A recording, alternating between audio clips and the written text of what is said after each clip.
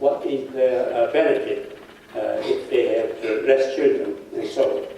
So however, still growing slowly. So year of 2100, the Earth population will be about 11 billion. However, the urbanization will slowly increase, and year of 2050, 65 peoples on Earth will live in the cities. So our water demand will become much more concentrated. We have to find out some way to respond to these demands. And water and energy consumption, of course, it will increase by around 2040. The municipal water demand will increase about 80%. And at the same time, the electricity consumption in water sector will increase 90%. So we have to find out somehow to reduce these consumptions. Then, do you think the world economy can support sanitation? Well, just I figured out a very rough idea. And I found out this figure, and the world GDP will increase in year of 2030. The world GDP will be about $140 trillion. Even I cannot figure out what that means. 140 trillion. However, that's the GDP of the world at that time. But for the universal sanitation, we need only about $1.5 trillion for the universal sanitation. So about 1 or 2% of the world GDP. That's a big money, but that's not really that much big. We can afford that. But the problem is GDP gap between the rich and poor countries too large. The rich country GDP is about 25,000 US dollars, but the poor country around a few $100s. So the poor countries cannot afford for the proper sanitation. But I think the World Bank is trying to manage this kind of gap by investing for poor region, by the money from the rich countries. And then the poor country might pay back later on when they become much better. And nowadays, everybody talking about fourth industrial revolution.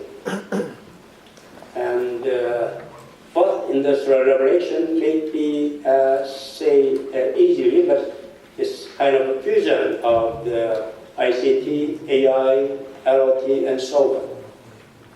And therefore, the lines between the physical, digital, and biological systems can be almost disappeared. So we call that cyber-physical systems.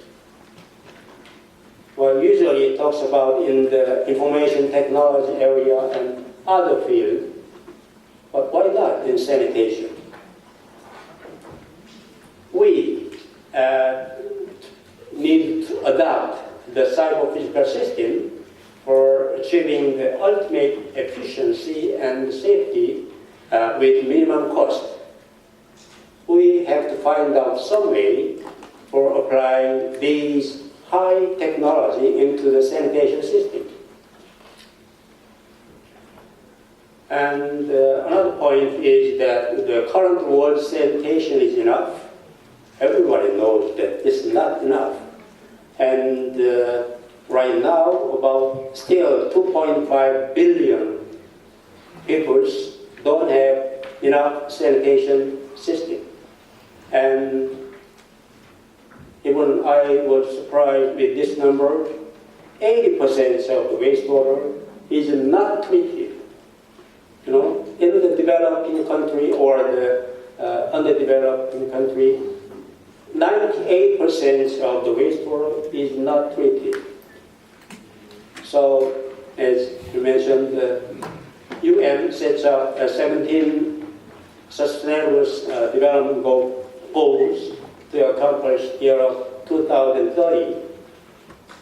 Among them, one area of the goals is water and sanitation.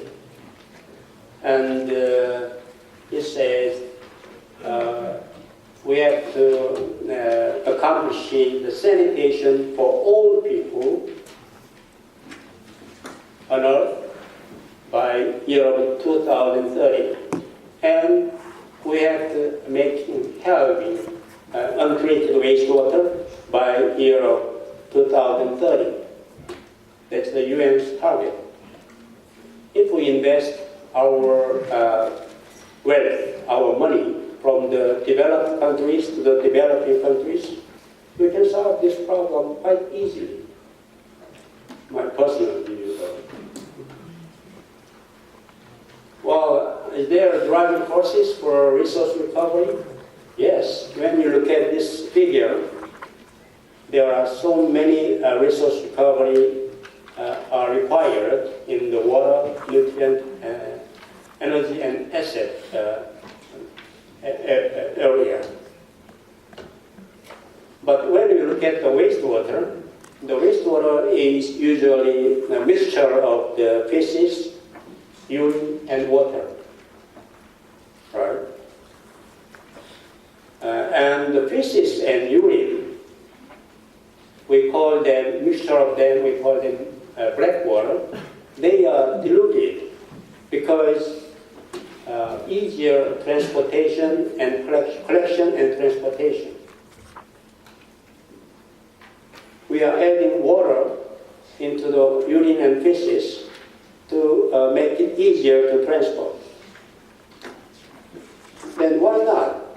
We might try to collect directly the feces and urine as it is, as concentrated. Then maybe we might obtain more resources from the feces and urine. So, based on those demanding changes, I briefly, personally, I thought about the future sanitary system. This is my personal view, though. Well, 3 years ago, the anniversary conference for the 100 years of aqueous sludge, this kind of R&D directions were suggested for future aqueous sludge process development.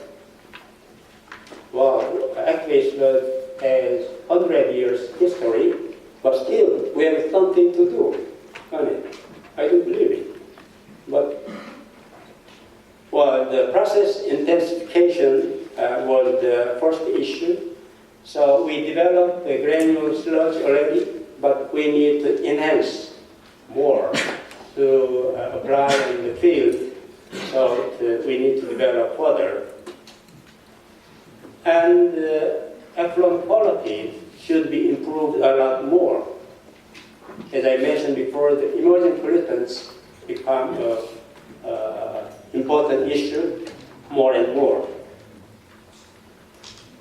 Energy neutrality and low climate impact should be considered, and we should try to minimize energy consumption and recovery energy from the waste. And not only the energy, but also the other resources, water, nutrients, and organics nowadays. And now many researchers have interest in organic recovery should be well developed. And the functionality of the wastewater treatment system should be integrated. So the centralized system and the decentralized system should be considered for the sustainability of the whole sanitation system. Those were proposed for the future R&D of the aqueous process development. And then I found out this proposal. It is proposed by the Professor Bostrey, and now he is the leader of the IWA Resource Recovery Cluster. And he proposed this idea already year of 2009, a long time ago, 8 years ago. And he mentioned about resource recovery based on up concentration. What is the up concentration? We can use this kind of technology, dynamic sand filtration, dissolved air flotation, membrane filtration, biological sorption, to increase the organic concentration of the sewage after they discharge into or they received in the wastewater treatment plant, and then we can concentrate the organic concentration to a certain level, and we can use them for recovering biogas, use the anaerobic digester. So we can recover much more energy, and then later we can recover the nitrogen and phosphorus.